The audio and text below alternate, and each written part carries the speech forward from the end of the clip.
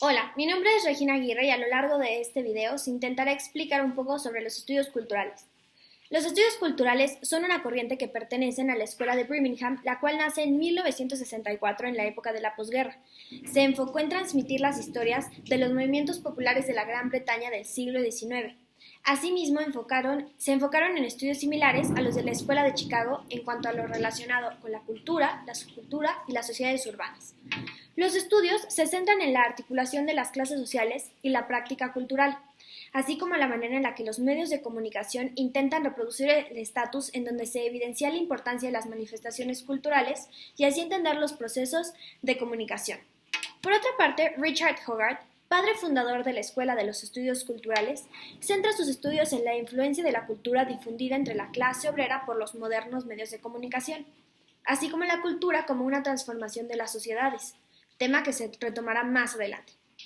Además, la Escuela de los Estudios Culturales aporta un concepto esencial, la hegemonía, en donde se habla de la manera en la que se ejerce una ideología dominante en la sociedad y su capacidad de construir un entorno propicio para la creación de las alianzas sociales. Entre los principales exponentes de los estudios culturales se encuentra Stuart Hall, quien se centra en los estudios de los receptores, la manera en la que reciben los mensajes, los decodifican y entienden. Establece que la hegemonía es la capacidad que tiene un grupo social de ejercer la dirección intelectual y moral sobre la sociedad.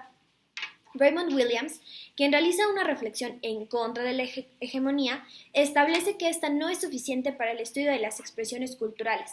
ya que la hegemonía varía con el paso del tiempo y se adapta a un determinado contexto.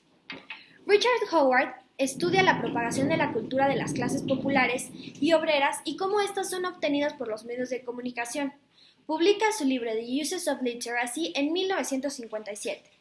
El libro centra su interés en el cambio cultural que sufrió la clase obrera inglesa en los años 20 a 50. Explica que quienes controlan los medios masivos de comunicación son ahora más insistentes, eficaces, globales y centralizados, lo que provoca la creación de una cultura de masas. Sin embargo, apenas iniciado el movimiento, la clase obrera había logrado mantener ciertas tradiciones, ritos, valores y creencias que los mantuvieron por un tiempo alejados de las influencias de los productos de la industria cultural. La primera parte del libro habla de la descripción de la clase obrera, la composición de la familia, la relación con la cultura, los valores a partir de los cuales se organiza y estructura su vida, mientras que la segunda mitad del libro se centra sobre todo en las nuevas formas que ha asumido la clase obrera a partir de la influencia de la industria cultural, puesto que la clase está en estrecha relación con la posición que ocupan los individuos dentro de una determinada estructura social, lo que hace referencia a las relaciones que tienen los obreros con sus condiciones materiales de existencia.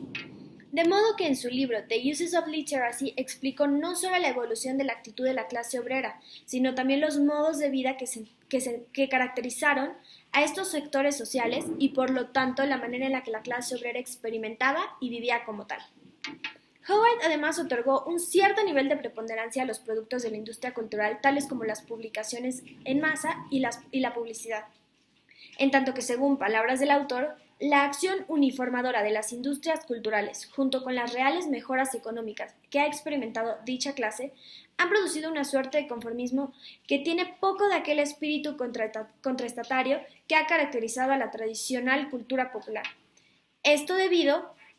a que la industria cultural, en pro de la democratización de la cultura, trata a las clases obreras como inferiores, puesto que considera necesario la simplificación del contenido que lee para que sea de más fácil lectura y comprensión, pues ellos no son capaces de consumir productos sofisticados, lo que a su vez produce y provoca una clase moldeada según los parámetros que establece el mercado en función de su propio beneficio. De igual modo, Frank Raymond Lewis, en su libro Mass Civilization and Minority Culture, publicado en 1930, advierte que la cultura letrada se encuentra acorralada por la cultura masiva. En este sentido es que propone que la enseñanza de la literatura se incorpore a la educación con el objetivo de contraponerse a la cultura masiva. De este modo se dejarían de crear individuos estandarizados que apelen tan solo a la cultura de masas que busca la homogenización de la sociedad.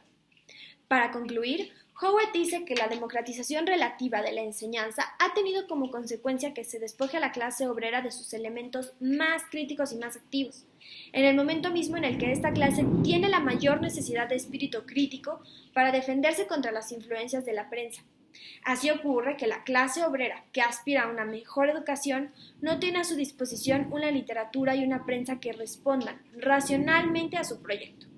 puesto que todo lo que a ellos llegan y que por ende consumo es la cultura de masas que las industrias culturales se han encargado de darles.